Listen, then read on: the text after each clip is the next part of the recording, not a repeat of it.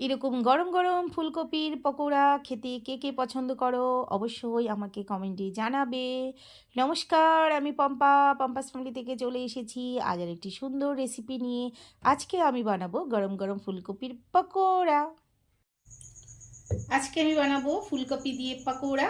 আমি প্রথমে ফুলকপিটার পেছনে যে সবুজ রঙের ডাঁটাটা হয় ওটাকে কেটে ফেলে দিয়েছি, আর এটাকে অনেকক্ষণ ধরে গোটা জলের মধ্যে ভিজিয়ে রেখেছিলাম যাতে এর ভেতরে সমস্ত পোকামাকড়গুলো বেরিয়ে যায়, খুব ফ্রেশ করে এটা ধোয়া হয়ে যায়। ভেতরটা পুরো ধুয়ে নিয়েছি। এবার এটাকে আমি খুব ছোট ছোট করে টুকরো করে নেব, করে বয়েল করব। আগে এইভাবে একটু কেটে নিই, এরকম ছোট্ট ছোট্ট করে এক একটা ফুল ছাড়িয়ে ছোট করে পিস করব। একটার মধ্যে দুটো করলেই হবে, এইভাবে করতে হবে। পুরো ফুলকপিটাই আমি এইভাবে কেটে নেব,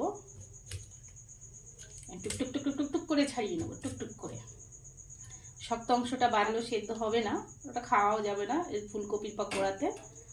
সবজি তাহলে দিয়ে দেওয়া যেত। এইভাবে আমি পুরোটা কেটে নিই। গরম গরম ফুলকপির পকোড়া খেতে খুব ভালো লাগে।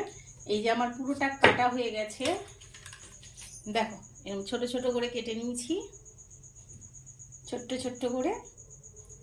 এবার এগুলোকে আমি একটু গরম জলে ভাপ দিয়ে নেবো, বা একটু হালকা করে বয়েল করে নেব।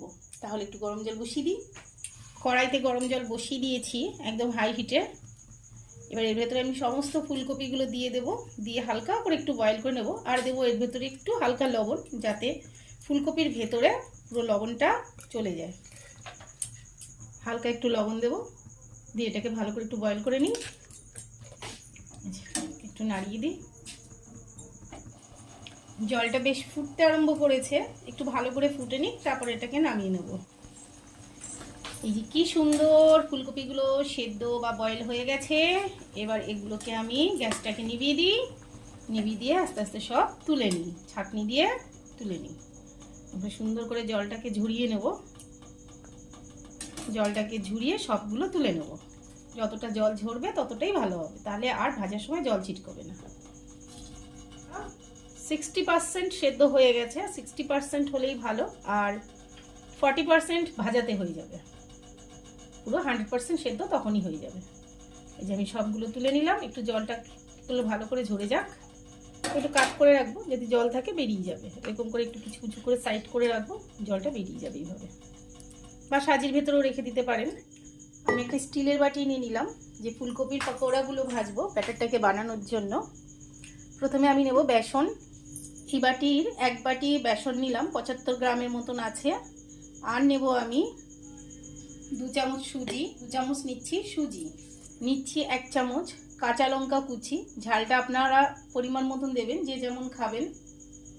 অল্প লাল লঙ্কার গুঁড়ো দেব, মানে শুকনো লঙ্কার গুঁড়ো, রেড চিলি দেব। জিরের গুঁড়ো দেব, কালো জিরে ছোট চামচের 1 চামচ। স্বাদ মতন লবণ, লবণটা একটু বুঝে দেবেন, কারণ ফুলকপির মধ্যে অলরেডি একটু লবণ দেওয়া আছে। পরিমাণ মতন হলুদ, আর অল্প একটু দেব বেকিং সোডা। এবার এগুলোকে আমি খুব ভালো করে মিশিয়ে নিয়ে ভালো করে ব্যাটারটাকে বানিয়ে নেব। বেশ একটু গাঢ় গাঢ় হবে, আবার একেবারে পাতলাও হবে না, বেশি গাঢ়ও না। ভালো করে বানিয়ে নিই। মিশিয়ে নিলাম সব কিছু। এবার অল্প অল্প জল দেবো, যেটুকু লাগবে পরিমাণ মতন, দিয়ে এটাকে ভালো করে মিশিয়ে নিই।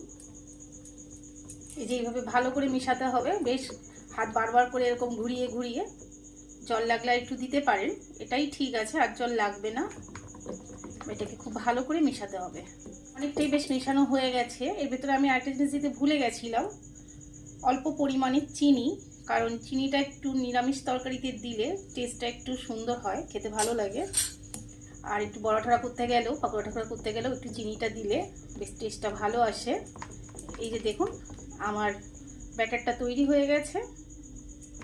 এবার এটাকে আমি 10 মিনিট রেস্টে রেখে দেবো, কারণ এর ভিতরে সুজিটা আছে, ওটা ভালো করে ভেতরে নরম হয়ে মিশে যাবে। এবার এটা 10 মিনিটের জন্য রেস্টে থাক, 10 মিনিটের জন্য রেস্টে থাক। এই যে 10 মিনিট আমি এটাকে ঢেকে রেখে দিয়েছিলাম, ব্যাটারটা আমার একদম রেডি। এবার এর ভেতরে আমি ফুলকপি দিয়ে দেবো। এই যে ফুলকপিগুলো এভাবে এর মধ্যে ভালো করে ডুবিয়ে নেব, বেশ সুন্দর ব্যাটারটা যাতে লেগে যায়। এই যে এরকম করে এই ঝাঁঝরিটার মধ্যেই জল ঝরাতে দিয়ে দিয়েছিলাম যাতে খুব ভালো করে জল ঝরে যায়। এই যে অনেকগুলো ফুলকপি এর মধ্যে ডুবিয়ে নিলাম বা মিশিয়ে নিলাম। এবার এগুলোকে তেলের ভেতর দেবো। কড়াইটা আগে থেকে বসিয়ে দিয়েছিলাম, কড়াই গরম হয়ে গেছে। এবার এইগুলো ভাজবো বলে, মানে ফুলকপির পকোড়াটা ভাজবো বলে কড়াইতে একটু তেল দিই। এটা গরম হয়ে গেছে। এবার আমি সুন্দর করে ফুলকপিগুলোর মধ্যে দিয়ে দেবো আর সুন্দর সুন্দর করে পকোড়াগুলোকে ভেজে নেব। এভাবে আমি সব ফুলকপিগুলো দিয়ে দেবো। যেহেতু এটা 60% সেদ্ধ করা আছে, আর 40% করলেই এটা হয়ে যাবে। বেশ লাল লাল করে একটু ভেজে নিতে হবে। এই যে দিয়ে দিলাম। ডাটাগুলোর পরে একটু ব্যাটারটা দিয়ে দিই। এই যে সুন্দর লাল হয়ে গেছে, ওপাশটা অনেকটাই ভাজা হয়ে গেছে। আঁচটাকে আমি একদম মিডিয়াম রেখেছি। এই যে পকোড়া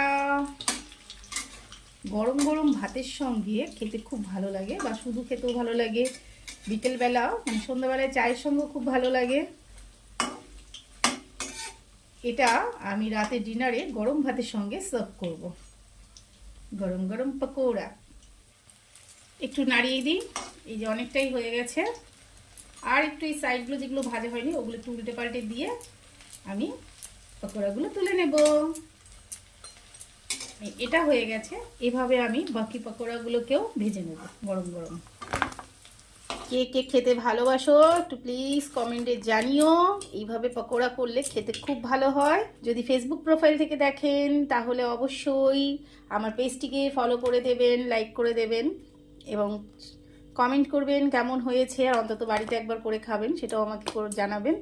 যদি আমার ইউটিউব চ্যানেল থেকে দেখেন তাহলে আমার চ্যানেলটিকে সাবস্ক্রাইব, শেয়ার, লাইক, কমেন্ট করবেন এবং বাড়িতে অন্তত একবার করে খাবেন। এইভাবে ফুলকপির পকোড়া কেমন হয় অবশ্যই আমাকে গরম এখনও কমেন্টে জানাবেন।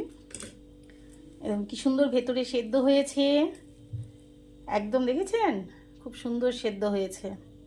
যদি ভালো লাগে অবশ্যই আমাকে কমেন্টে জানাবেন। এটা গরম গরম ভাতের সঙ্গে খেতে খুব ভালো লাগে, বা সন্ধ্যের সময় চায়ের সঙ্গেও খেতে পারেন। তাহলে আজ আসি, সবাই ভালো থাকবেন, সুস্থ থাকবেন, আর এরকম শীতের মধ্যে গরম গরম পকোড়া খাবেন, পুরো শীতটা জমে যাবে। নমস্কার।